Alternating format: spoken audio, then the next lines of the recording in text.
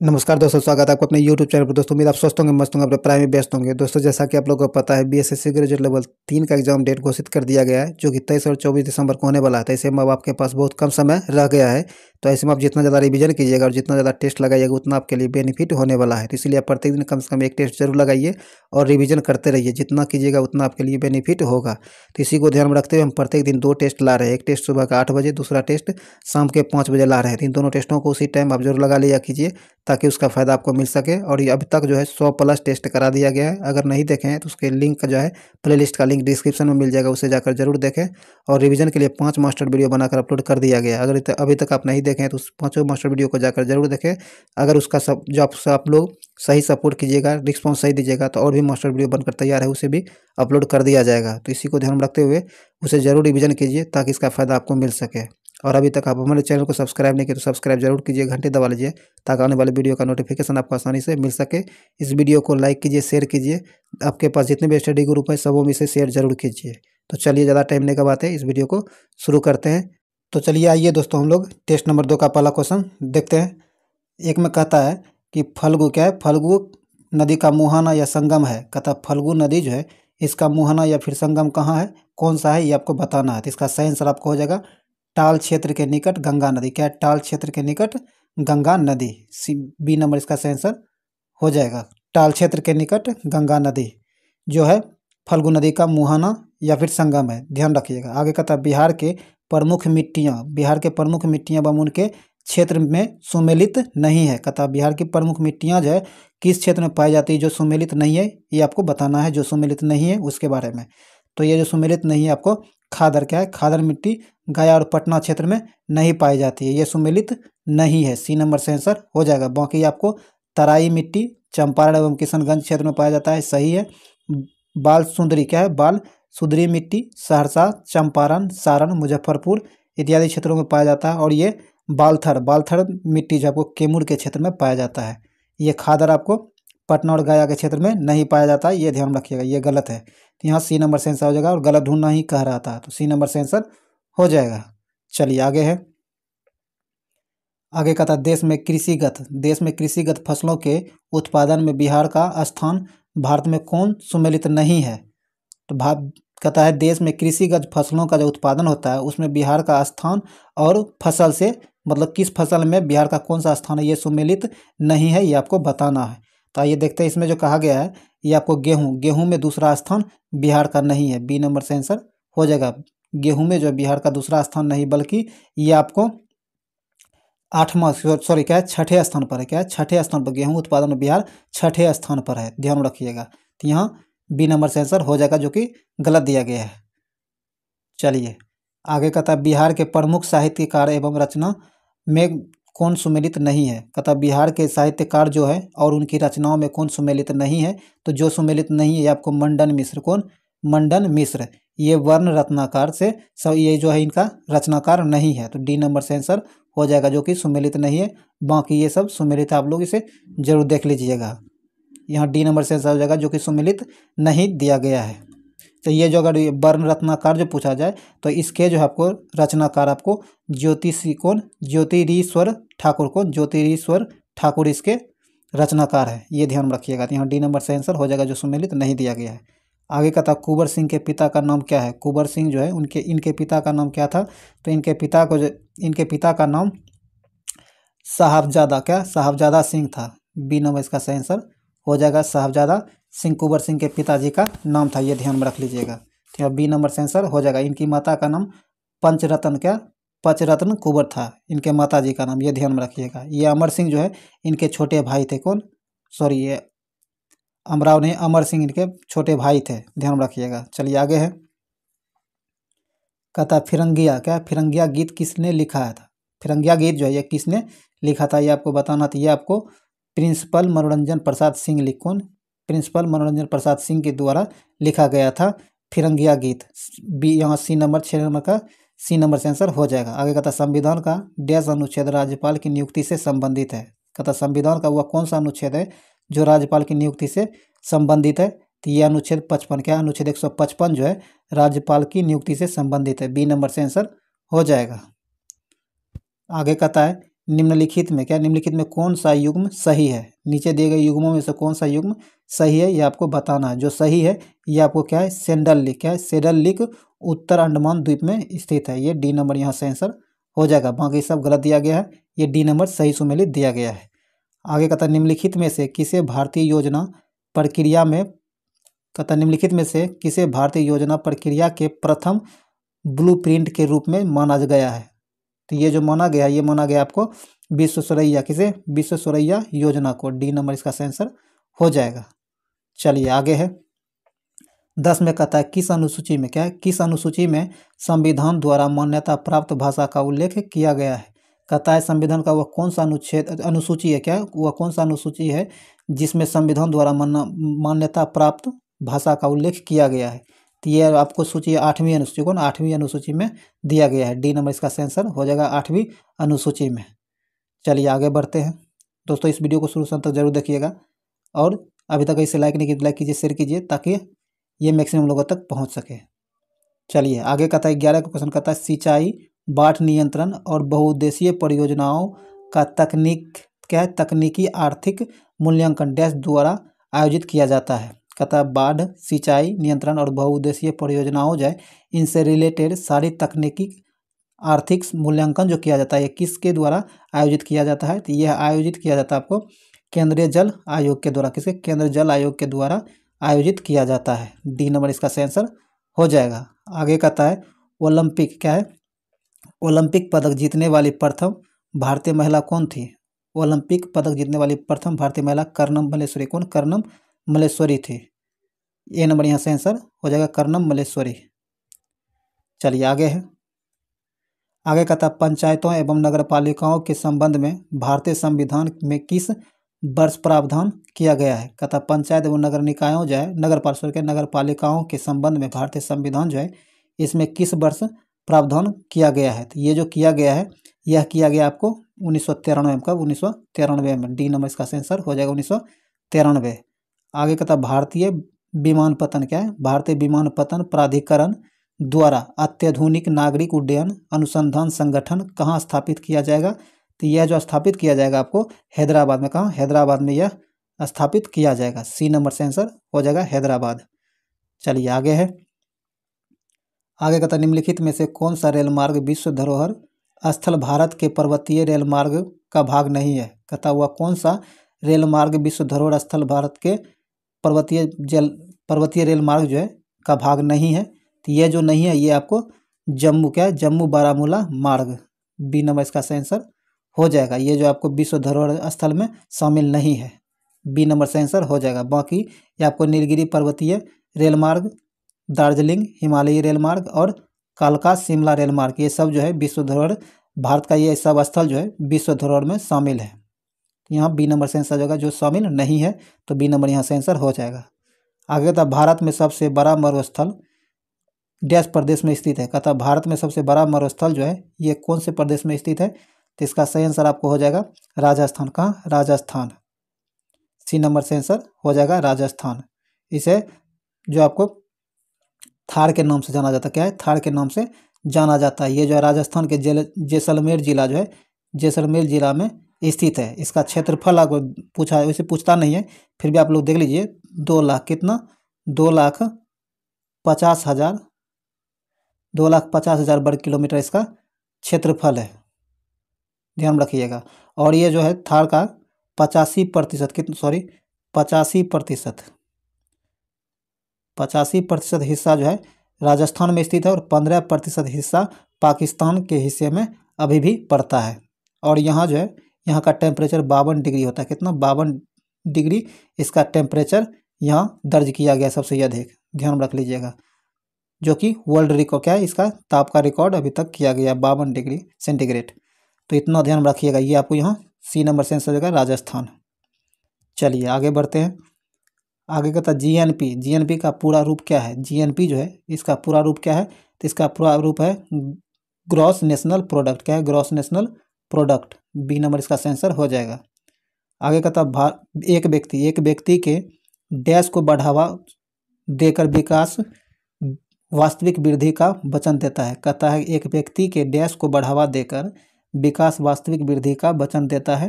तो इसका सही आंसर हो जाएगा आपको कुल आय तथा जीवन स्तर दोनों को बढ़ाकर। सी नंबर सही आंसर हो जाएगा। चलिए 19 में देखते हैं। कहता भारतीय संविधान का भाग 4A कितने मौलिक कर्तव्य निर्दिष्ट करता है। कहता भारतीय संविधान जो है इसके भाग 4A में कितने मौलिक कर्तव्य को निर्दिष्ट करता है। तो इसका सही आंसर हो जाएगा आपको 11 मौलिक कर्तव्य। कितना? 11 मौलिक कर्तव्य। सी नंबर से आंसर हो जाएगा 11 मौलिक कर्तव्य। ये जो है आपको 11 मौलिक कर्तव्य जो है आपको 86वां संविधान संशोधन जो कि आपको 1999 में हुआ है। कब? सॉरी 2002 में। कब? 2002 में हुआ है, उसमें जोड़ा गया था। ये ध्यान में रख लीजिएगा। चलिए आगे है 20 में कहता है किस विधेयक किस विधेयक को कानून बनाने के लिए उसे डैश की मंजूरी जरूरी है। कहता किसी विधेयक को कानून बनाने के लिए उसे किसकी मंजूरी जरूरी पड़ता है। तो ये जो है आपको लोकसभा तथा राज्यसभा दोनों की मंजूरी आवश्यक होता है किसी भी विधेयक को कानून बनाने के लिए। सी नंबर से आंसर हो जाएगा। चलिए आगे है सिंधु घाटी सभ्यता का कौन सा प्राचीन शहर अपने बंदरगाह के लिए प्रसिद्ध था। कहता सिंधु घाटी सभ्यता का वो कौन सा प्राचीन शहर था जो बंदरगाह के लिए प्रसिद्ध था। तो ये था आपको लोथल। कौन? लोथल। बी नंबर से आंसर हो जाएगा लोथल। आगे कहता किस वर्ष में महात्मा गांधी ने रोलेक्ट अधिनियम के खिलाफ सत्याग्रह का आह्वान किया था। कहता हुआ कौन सा वर्ष था जिसमें महात्मा गांधी ने रोलेक्ट अधिनियम के विरुद्ध खिलाफत सत्याग्रह का आह्वान किया था। तो ये वर्ष जो था आपको 1919 का था। 1919 वर्ष था ये, ध्यान रखिएगा। बी नंबर यहाँ से आंसर हो जाएगा 1919 ईस्वी में। आगे कहता कि वर्ष के किस तिथि को शीत आयनात होता है। तो ये होता है आपको 22 दिसंबर को। कब? 22 दिसंबर को। डी नंबर से आंसर हो जाएगा। आगे कहता है एशिया के बाद विश्व का दूसरा सबसे बड़ा महाद्वीप कौन सा है। कहता है एशिया महाद्वीप के बाद जो है विश्व का दूसरा सबसे बड़ा महाद्वीप कौन सा है। तो ये है आपको अफ्रीका। कौन? अफ्रीका। एशिया के बाद अफ्रीका दूसरा महाद्वीप है विश्व का। तो यहाँ सी नंबर से आंसर हो जाएगा। जो एशिया के बाद सबसे बड़ा दूसरा महाद्वीप अफ्रीका है। सी नंबर यहाँ से आंसर हो जाएगा। चलिए आगे बढ़ते हैं। 25 में कहता है कि प्रथम आधुनिक विद्युत वातानुकूलित इकाई का आविष्कार किसने किया था। तो ये जो किया था आपको विलिस कैरियर ने। सी नंबर इसका सही आंसर हो जाएगा 25 का सी। आगे कहता है अल्पना किस राज्य की पारंपरिक लोक कला है। अल्पना जो है ये किस राज्य की पारंपरिक लोक कला है। तो ये जो है आपको पश्चिम बंगाल का। किसका? पश्चिम बंगाल का। बी नंबर से आंसर हो जाएगा पश्चिम बंगाल। चलिए 27 में कहता है एलिस इन द वंडरलैंड। क्या है? एलिस इन द वंडरलैंड नामक पुस्तक के लेखक कौन है। तो इसके लेखक आपको लुइस कैरोल है। कौन? लुइस कैरोल इनके लेखक हैं। सी नंबर से आंसर हो जाएगा लुइस कैरोल। आगे कहता है 250 किलोमीटर तक तामू कलेमियो हाईवे म्यांमार को एक उपहार है जो डैश द्वारा निर्मित है। तो ये जो निर्मित है ये आपको बॉर्डर रोड ऑर्गेनाइजेशन के द्वारा निर्मित है। सी नंबर इसका आंसर हो जाएगा बॉर्डर रोड ऑर्गेनाइजेशन के द्वारा यह निर्मित है। सी नंबर से आंसर हो जाएगा। चलिए 29 में कहता है कतर की राजधानी कहाँ है। कतर जो है इसकी राजधानी कहाँ है। कतर की राजधानी दोहा है। कहाँ? दोहा है। डी नंबर इसका आंसर हो जाएगा दोहा। 30 में कहता है कपिल धारा जलप्रपात किस नदी पर स्थित है। कपिल धारा जलप्रपात जो है यह किस नदी पर स्थित है। तो यह आपको नर्मदा नदी। कहाँ? नर्मदा नदी पर स्थित है। बी नंबर से आंसर हो जाएगा नर्मदा नदी। आगे कहता न्याय दर्शन के संस्थापक कौन थे। न्याय दर्शन जो है इसके संस्थापक कौन थे। तो आपको अक्षपाद गौतम था। कौन? अक्षपाद गौतम न्याय दर्शन के संस्थापक थे। सी नंबर से आंसर हो जाएगा। और ये पतंजलि जो है पतंजलि योग दर्शन के संस्थापक थे। कपिल जो है आपको संख्या दर्शन के संस्थापक थे। और उल्लूका कनाडा जो है ये आपको किसके संस्थापक है। ये आप कमेंट बॉक्स में जरूर बताइएगा। वैसे ये पूछा भी बहुत कम जाता है, नहीं ये सब नहीं पूछता है। पतंजलि, कपिल, ये सब पूछता है, ध्यान रखिएगा। यहाँ सी नंबर से आंसर हो जाएगा 31 का सी। 32 में कहता है ब्रिटिश सरकार ने तात्या टोपे को कहाँ मारा था। ब्रिटिश सरकार के द्वारा तात्या टोपे को कहाँ मारा गया था। तो ये जो मारा तात्या टोपे को मारा गया था, ये मारा गया था आपको शिवपुरी में। कहाँ? शिवपुरी में। बी नंबर से आंसर हो जाएगा शिवपुरी में। आगे कहता है समहाद्री। समहाद्री बाघ आरक्षित क्षेत्र किस राज्य में स्थित है। समहाद्री बाघ आरक्षित क्षेत्र जो है ये किस राज्य में स्थित है। तो ये आपको महाराष्ट्र में स्थित है। कहाँ? महाराष्ट्र में स्थित है। ए नंबर से आंसर हो जाएगा महाराष्ट्र। दुनिया का 80% कितना? दुनिया का 80% बाघ भारत में ही पाया जाता है, ये भी ध्यान में रखिएगा। चलिए आगे है 34 में कहता है कि जब संसद सत्र में होता है, कहता है जब संसद सत्र में होता है तब सबसे पहला कौन सा काल से शुरू होता है। इसका सही आंसर आपको हो जाएगा प्रश्नकाल से। किससे? प्रश्नकाल से संसद शुरू होता है। बी नंबर से आंसर हो जाएगा। चलिए आगे बढ़ते हैं दोस्तों। अगर अभी तक 5 मास्टर की इसका 5 मास्टर वीडियो अपलोड कर दिया गया, जो कि सभी है, जो उसमें सिर्फ जीके जीएस और करंट अफेयर्स को शामिल किया गया है। करंट अफेयर्स तो 2-4 ही है, तो खास करके जीके जीएस को शामिल किया गया है, तो सभी एग्जाम के लिए काफ़ी ज़्यादा इंपॉर्टेंट है। अगर नहीं देखें तो उसे जाकर जरूर देखें। और जो भी बीएसएससी का एग्जाम दे रहे हैं तो वो आपको उसके लिए काफ़ी ज़्यादा इंपॉर्टेंट है, रिविजन के लिए उसे जरूर देखें, मिस नहीं कीजिए, जरूर देखिए ताकि इसका फ़ायदा आपको मिल सके। चलिए आगे बढ़ते हैं। कहता चोल शिलालेख में उल्लेखित निम्नलिखित भूमि की श्रेणियों में से कौन सी सही ढंग से जोड़ा नहीं गया है। कहता है चोल शिलालेख जो है उसमें उल्लेखित निम्नलिखित भूमि की श्रेणियों में से कौन सही ढंग से सही सुमेलित नहीं किया गया, वो आपको बताना है। जो सही सुमेलित नहीं है वो आपको कौन है? बेलान बगई जैन संस्थानों को दान में दी गई भूमि है, यह गलत है, यह सुमेलित नहीं है। बाकी सब सुमेलित दिया गया है, ये आप लोग जरूर देख लीजिएगा। तो यहाँ डी नंबर से आंसर हो जाएगा जो सुमेलित नहीं है। चलिए आगे है 36 में कहता है किस विधेयक में प्रावधान दिया गया है कि भारतीय न्यायाधीश भी यूरोपियन व्यक्तियों पर मुकदमे चला सकते हैं ताकि भारत में काम करने वाले अंग्रेज और भारतीय न्यायाधीशों के बीच समानता स्थापित की जा सके। किस एक्ट के तहत ऐसा कहा गया था। तो ये कहा गया था आपको अल्बर्ट बिल के अंतर्गत ऐसा प्रावधान किया गया था। बी नंबर सही आंसर हो जाएगा। ये अल्बर्ट विधेयक जो है प्रस्तुत कब किया गया था। तो ये 1883 ईस्वी में प्रस्तुत किया गया था, 1883 ईस्वी में, ध्यान में रखिएगा। चलिए आगे है। आगे का था 8 ग्रहों में पृथ्वी सूर्य से कौन से स्थान पर स्थित है। कहता 8 ग्रह में से पृथ्वी जो है सूर्य के किस स्थान पर, कौन से स्थान पर स्थित है, ये आपको बताना है। तो इसका सेंस हो जाएगा तीसरा। क्या है? तीसरा। सी नंबर से आंसर हो जाएगा तीसरा। आगे कहता उत्तरी गोलार्ध में कर्क रेखा एवं उत्तरी ध्रुव वृत्त तथा दक्षिणी गोलार्ध में मकर रेखा एवं दक्षिणी ध्रुव वृत्त के बीच वाले कटिबंध क्या कहलाते हैं। इन दोनों के बीच जो स्थित कटिबंध है वो क्या कहलाता है। तो ये जो कहलाता है आपको शीतोष्ण कटिबंध कहलाता है। ए नंबर से आंसर हो जाएगा शीतोष्ण कटिबंध। चलिए आगे है 39 में कहता है भारत के नए महान्यवादी क्या है। भारत के नए महान्यवादी कौन बने हैं। भारत के नए महान्यवादी जो है ये आपको R Venkataramani. A number से आंसर हो जाएगा आर वेंकटर मनी होगा। क्या होगा? R वेंकटर money.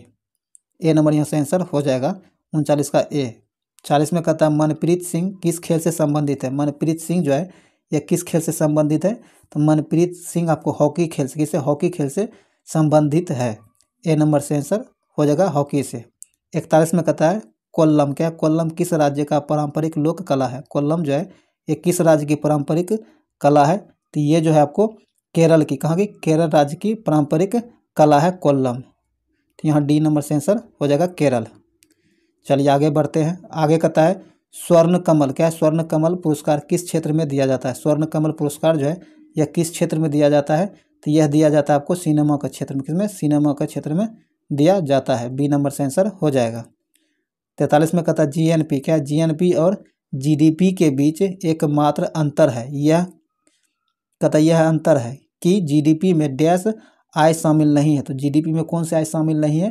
तो जीडीपी में आपको विदेशी आय शामिल नहीं है। बी नंबर से आंसर हो जाएगा। चलिए आगे है 44 का कहता है कौन सा देश संघाई सहयोग संगठन शिखर सम्मेलन 2022 की मेजबान है? कहता हुआ कौन सा देश है जो संघाई सहयोग संगठन शिखर सम्मेलन 2022 का मेजबान देश है? तो इसका सही आंसर हो जाएगा उज्बेकिस्तान। कौन? उज्बेकिस्तान। बी नंबर से आंसर हो जाएगा उज्बेकिस्तान। आगे कहता है भारतीय संविधान में कितने भाग हैं? भारतीय संविधान जो है इसमें कितने भाग हैं? तो इसमें अभी वर्तमान में 25 भाग। कितना? वर्तमान में 25 भाग है। ए नंबर से आंसर हो जाएगा। आगे कहता है मैसूर के शासक परिवार का क्या नाम है? कहता मैसूर के शासक परिवार जो है इसका नाम क्या है? तो इसका नाम आपको क्या है? वाडियार परिवार। क्या है? वाडियार परिवार। सी नंबर से आंसर हो जाएगा वाडियार परिवार। चलिए आगे कहता है प्रथम माइक्रो कंप्यूटर किसके द्वारा बनाया गया था? प्रथम माइक्रो कंप्यूटर जो बनाया गया था ये किसके द्वारा बनाया गया था? तो यह बनाया गया था आपको चार्ल्स बेबेज के द्वारा। किसके? चार्ल्स बेबेज के द्वारा। बी नंबर से आंसर हो जाएगा चार्ल्स बेबेज के द्वारा। चलिए आगे बढ़ते हैं। आगे कहता है कि पानीपत, क्या पानीपत की तीसरी युद्ध किसने जीता था? पानीपत का तीसरा युद्ध जो हुआ था इसे किसने जीता था? तो यह आपको अहमद शाह अब्दाली ने जीता था। किसने? अहमद शाह अब्दाली ने जीता था। ध्यान रखिएगा पानीपत का तीसरा युद्ध अहमद शाह अब्दाली के द्वारा जीता गया था और ये आपको 1761 में, कब? 1761 ईस्वी में हुआ था। ये भी ध्यान रखिएगा। चलिए आगे देखिए आपको ये पूछ लिया जाएगा कि इसमें किसने, हाँ ये आप कमेंट बॉक्स में जरूर बताइएगा ये किसके बीच हुआ था पानीपत का युद्ध। एक तो आप चलिए जीतने वाला अहमद शाह अब्दाली तो है ही, तो इसके अपोजिट कौन लड़ रहा था जो हार गया था? ये आपको बताना, कमेंट बॉक्स में जरूर बताइएगा। तो यहाँ आपको बी नंबर से आंसर हो जाएगा 48 का बी। चलिए आगे बढ़ते हैं। सॉरी दोस्तों। चलिए आगे कहता है प्रथम पंचवर्षीय योजना को किस वर्ष में लागू किया गया था? कहता प्रथम पंचवर्षीय योजना जो था यह किस वर्ष लागू किया गया था? तो ये लागू किया गया था आपको 1951 में। कब? 1951 में। ए नंबर से आंसर हो जाएगा 1951। आगे कहता है रोहतांग दर्रा डैश में स्थित है? रोहतांग दर्रा जो ये कहाँ स्थित है? तो यह आपको भारत में स्थित है। भारत में स्थित है। ए नंबर से आंसर हो जाएगा भारत। आगे कहता है मिल्क ऑफ मैग्नीशिया, क्या है? मिल्क ऑफ मैग्नीशिया किस का पीएच मान कितनी होता है? इसका पीएच मान जो होता है 10.5 होता है। क्या है? 10.5 इसका पीएच मान होता है। सी नंबर इसका आंसर हो जाएगा। 52 में कहता है निम्नलिखित में से कौन सा पादप हार्मोन पौधे के तने के विकास में मदद करता है? कहता हुआ कौन सा पादप हार्मोन है जो पौधे के तनों के विकास में मदद करता है? तो ये है आपको जिब्रेलिन। डी नंबर इसका आंसर हो जाएगा जिब्रेलिन। आगे कहता है हड्डी एक मांसपेशी से, कहता है हड्डी जो है एक मांसपेशी से डैश द्वारा जुड़ी होती है? हड्डी जो होता है मांसपेशियों के साथ किसके द्वारा जुड़ी होती है? तो यह जो जुड़ा होता है आपको कंडरा, क्या? कंडरा, जिसे टेंडन कहा जाता है। ज़्यादातर आपको टेंडन ही लिखा मिलेगा, ध्यान रखिएगा। तो यहाँ ए नंबर से आंसर हो जाएगा। आगे कहता है नीचे उल्लेखित सूची से विषाणु जनित रोग की पहचान कीजिए। कहता है नीचे दिए गए सूची जो है इसमें विषाणु जनित रोग कौन है ये आपको बताना है। तो आइए देखते हैं विषाणु जनित रोग जो है ये आपको खसरा विषाणु जनित रोग हो जाएगा और आपको ये डेंगू विषाणु जनित रोग है। बस यही दो और 3 जो है विषाणु जनित रोग है। डी नंबर इसका आंसर हो जाएगा। चलिए आगे है। आगे कहता 55 में उस अजैव, क्या है? उस अजैव कारक की पहचान कीजिए जिसके परिणाम स्वरूप भंडारण हानि होती है। तो इसका सही आंसर आपको हो जाएगा नमी। नमी के कारण भंडारण करने में हानि होती है। सी नंबर से आंसर हो जाएगा नमी। चलिए आगे बढ़ते हैं। आगे कहता है वाष्पीकरण की दर निम्नलिखित में से किस कारक पर निर्भर नहीं करता है? कहता वाष्पीकरण की दर जो है निम्नलिखित में से किस कारण पर निर्भर नहीं करती है? तो ये जो निर्भर नहीं करता है द्रव का रंग, क्या है? द्रव के रंग पर निर्भर नहीं करता है। ए नंबर से आंसर हो जाएगा। बाकी वर्ण वेग, अनावृत्ति तल क्षेत्रफल और वायु की आर्द्रता इन सबों पर निर्भर करता है लेकिन द्रव के रंग पर निर्भर नहीं करता है। ए नंबर यहाँ से आंसर हो जाएगा। आगे कहता है कंपन का आयाम डैश होता है। कंपन का आयाम जो होता है यह क्या होता है, तो यह मध्य स्थिति से अधिकतम विस्थापन तक होता है। ए नंबर से आंसर हो जाएगा। चलिए 58 में कहता है कि अगर हम क्या है, अगर हम प्रेरित करें कि हवा स्थान ए से स्थान बी पर जा रही है तो क्या होगा। तो इसके लिए हमें स्थान ए उच्च दाब पर है और बी निम्न दाब पर है, तभी ऐसा संभव हो पाएगा। बी नंबर से आंसर हो जाएगा।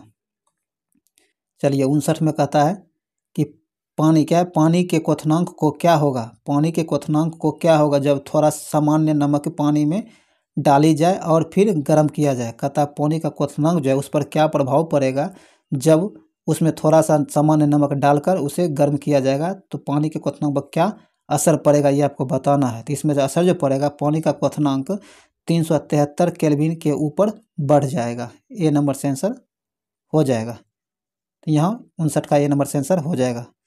चलिए आगे बढ़ते हैं दोस्तों। जो लोग भी BSSC ग्रेजुएट लेवल 3 का एग्ज़ाम देने वाले हैं उसके लिए इम्पोर्टेंट है, जितना ज़्यादा टेस्ट लगाइएगा और जितना रिवीजन कीजिएगा उतना आपके लिए बेनिफिट होगा। तो इसी को ध्यान में रखते हुए 5 मास्टर वीडियो रिवीजन के लिए अपलोड कर दिया गया है, उसे ज़रूर देखें, 2 बार 4 बार करके ज़रूर देख लें ताकि उसका फ़ायदा मिल सके। और 100 प्लस 100 क्वेश्चन 100 प्रैक्टिस सेट जिसमें GK GS और 2-4 करंट अफेयर्स उसमें पर सेट में शामिल किया गया है, जो 100 टेस्ट आपको करा दिया गया। अगर अभी तक आप नहीं देखें तो उसके प्लेलिस्ट का लिंक डिस्क्रिप्शन में, उसे जाकर जरूर देखें ताकि इसका फ़ायदा आपको मिल सके। ज़्यादा टाइम नहीं बचा है, बस बहुत कम समय रह गया है, तो इसमें आप जितना ज़्यादा रिवीजन कीजिएगा और टेस्ट लगाइएगा उतना कॉन्फिडेंस आपका बढ़ेगा। तो चलिए हम लोग 60 नंबर का क्वेश्चन देखते हैं। कहता है शकरकंद क्या है, शकरकंद एक भूमिगत संरचना है जो भोजन को संग्रहित करता है। इस पौधे में भोजन कहाँ पर तैयार होता है। कहता शकरकंद जो है एक भूमिगत संरचना वाला पौधे है, तो इस भोजन को संग्रहित कहाँ में होता है, इस पौधे में भोजन का संग्रहण जो होता है कहाँ से होता है, तो इसका सही आंसर हो जाएगा पत्ते से। किसे, पत्ते से।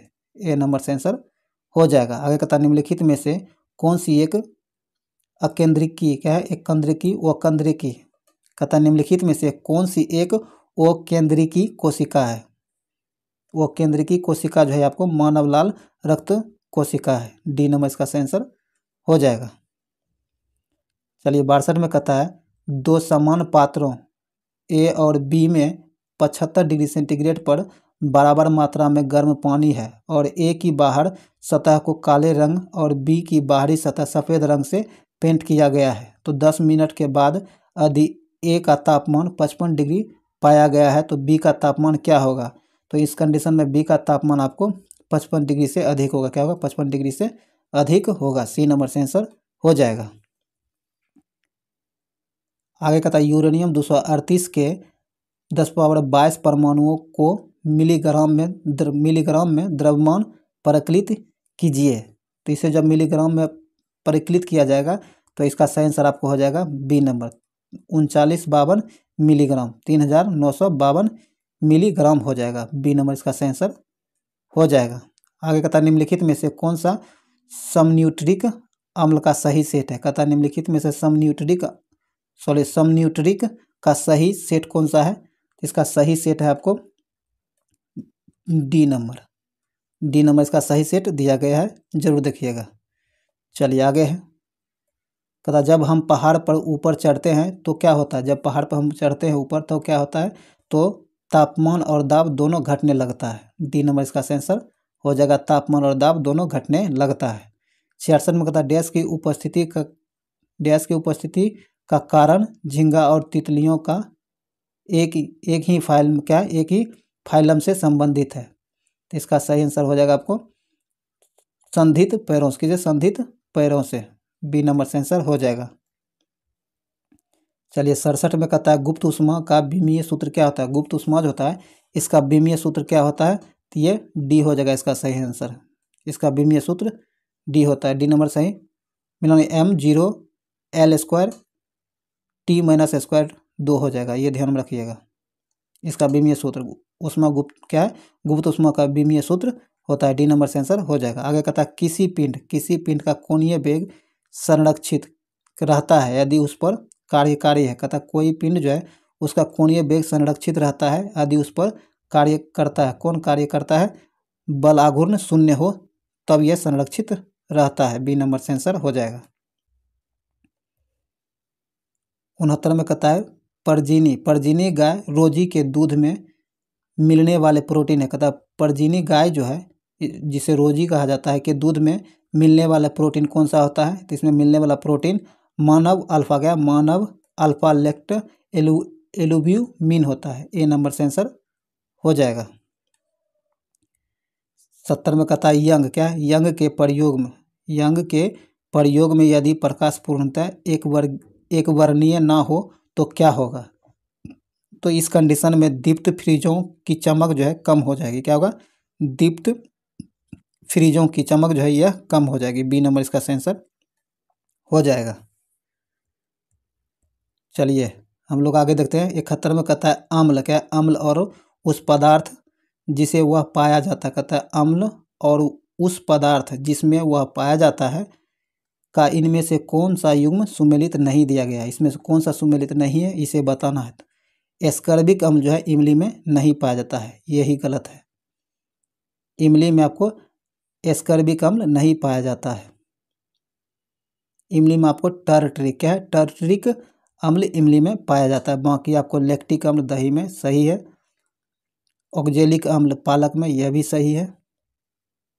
और एसिटिक अम्ल सिरका में, यह भी सही है। तो ये सब सही दिया गया। ए नंबर गलत दिया गया था जो कि सही नहीं है। इमली में टार्टरिक अम्ल पाया जाता है। अगर एस्कर्बिक अम्ल की बात किया जाए तो आंवला में पाया, किसमें? आंवला में पाया जाता है। ध्यान रखिएगा। ए नंबर से आंसर हो जाएगा जो कि सुमेलित नहीं दिया गया है। आगे कहता है निम्न में कौन सा कथन गलत है? नीचे दिए गए कथनों में से कौन सा कथन गलत है? तो आइए देखते हैं। कहता वह धातुएं धनायन होती है, यह गलत है। वो धातुएं धनायन नहीं होती है, बाकी सब सही होगा। देखिए जिसमें इसमें कहता कि कौन सा गलत है, जब एक गलत हो गया तो सब सही होगा। इसे जरूर ध्यान में देख लीजिएगा तो ताकि आने वाले किसी भी क्वेश्चन में आपको इसका मदद मिल सकता है। तो ये एक नंबर यहाँ से आंसर हो जाएगा जो कि गलत दिया गया है। 73 में कहता है न्यूरॉन्स की शाखा जैसी संरचना को डैश कहा जाता है। कहता है न्यूरॉन्स की शाखा जैसी संरचना जो होती है उसे क्या कहा जाता है? तो उसे शाखिका क्या? शाखिका कहा जाता है। बी नंबर से आंसर हो जाएगा शाखिका। चलिए 74 में कहता है इनमें से कौन सा विद्युत उपकरण जूल के तापमान नियम पर आधारित नहीं है? इसमें से वह कौन सा उपकरण है जो तापमान नियम पर आधारित, जूल के तापमान नियम पर आधारित नहीं है? तो ये जो नहीं है ये आपको विद्युत प्लग एवं स्विच है। कौन? विद्युत प्लग एवं स्विच जो है जूल के तापमान नियम पर आधारित नहीं है। बी नंबर से आंसर हो जाएगा। बाकी इलेक्ट्रिक केतली, इलेक्ट्रिक आयरन और विद्युत परिपथ में प्रयुक्त फ्यूज, ये तीनों आपको जूल के तापमान नियम पर आधारित है। बी नंबर आधारित नहीं है। तो बी नंबर 74 का बी नंबर से आंसर हो जाएगा। तो आइए आज के सेट का आखिरी क्वेश्चन कहता है स्तनधारी क्या? स्तनधारियों से संबंधित इनमें से कौन सा कथन गलत है? कहता है स्तनधारियों के बारे में कौन सा कथन गलत दिया गया है? तो ये जो है इनके हृदय में 3 प्रकोष्ठ होते हैं, यह गलत है। इनके हृदय में 4 प्रकोष्ठ, कितना? 4 प्रकोष्ठ होते हैं, 3 नहीं 4 होते हैं। यहाँ सी नंबर से आंसर हो जाएगा जो कि गलत दिया गया है। तो दोस्तों ये वीडियो यहीं समाप्त होता है। उम्मीद है ये वीडियो आपके लिए यूजफुल रहा होगा। अगर यूजफुल रहा है तो इसे लाइक कीजिए, शेयर कीजिए और अभी तक आप हमारे चैनल को सब्सक्राइब नहीं तो सब्सक्राइब कर लीजिए, घंटे दबा लीजिए ताकि आने वाले वीडियो का नोटिफिकेशन आपको आसानी से मिल सके। और अभी तक आप हमारे जितने भी 100 टेस्ट, कितना 100 टेस्ट करा दिया गया, अगर अभी तक आप इसे नहीं देखें इसके प्लेलिस्ट का लिंक आपको डिस्क्रिप्शन में मिल जाएगा, उसे जाकर जरूर देखें ताकि इसका फ़ायदा आपको एग्जाम में देखने के लिए मिल सके। तो चलिए ज़्यादा टाइम नहीं गवाते हैं, इस वीडियो को यही समाप्त करते हैं। फिर मिलेंगे आपके लिए एक अच्छे वीडियो के साथ। तब तक के लिए जय हिंद।